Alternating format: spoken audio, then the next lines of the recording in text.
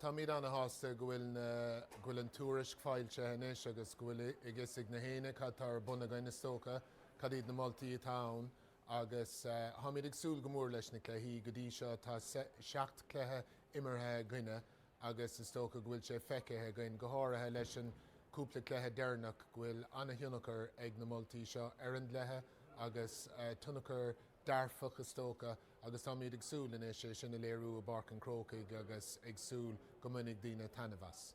An náirt sair is tócha ná tá sé mar chuid den tíormaí tagartha gúla míad ag iarraigh cinú go bhfuil an cluiche is fearr a gin ar dam chun féachant ar agus chun imirt agus is tócha go dtigamíd gur go méid sé sin beidir dúshlánach é sin íanamh agus a bhaint amach ach tá míad ag tomáint sa tró sin agus má iríonn linn feabhas a chur an gcluiche be míad anna hásta. Is tócha sin ceann mór agus leis an rud sin begar trúr fannacht sús, trúr fannacht siar ón dáireann agus an rud a cintín sin ná nuair aon tú an cad go bhfuil tú an ann únsaí go tapig agus dul sús fan ngairt go tapig agus go méid daoine fácha sús fan ngairt agus an son ar an dé bheile ní bheidh ach héndíag duine ar a bhéad an ann cosint ag am bháin. So tócha an rud a hantu ag iarraigh cinú nachhfuil na héine siar ag an am chéine agus gfuil daoine chun tosaigh ag an éireann agus gur féad leis únsaí tapig íanamh agus a rís na cluichí tá feice gunne go dtí seo tá tunachar maith ag an molla sin agus hamid ag súil go do sé isteach. Tá is tócha agus is tó linne a rís gúil sé gobar caiigh an cad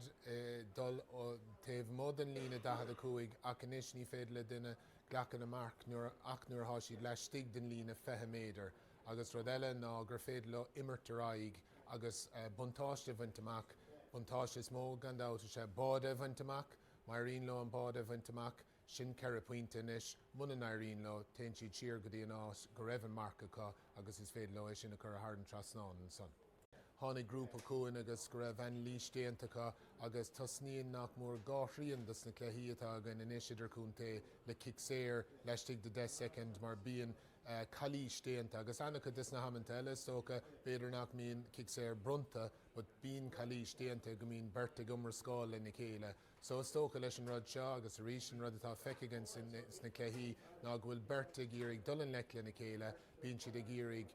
an brethir an cad in nuna de bheith numra scáil agus tosníonn an cluiche ag luas lasrach agus beidir is maith an rud é sin.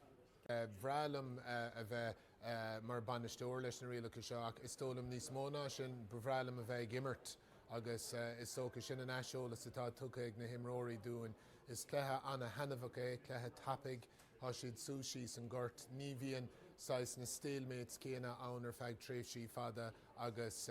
sin an rud is mó agus sin an rud is táchtaí go bhfuil na himróirí ag bain tanmhas an cluiche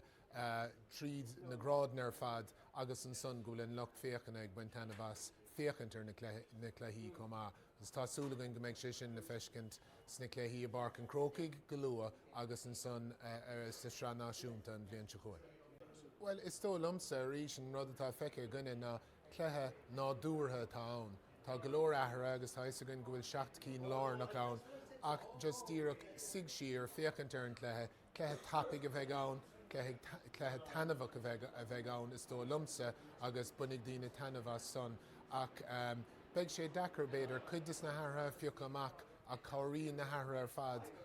le chéile le cluiche tanmhach sportú agus sin a hamid a súil leis.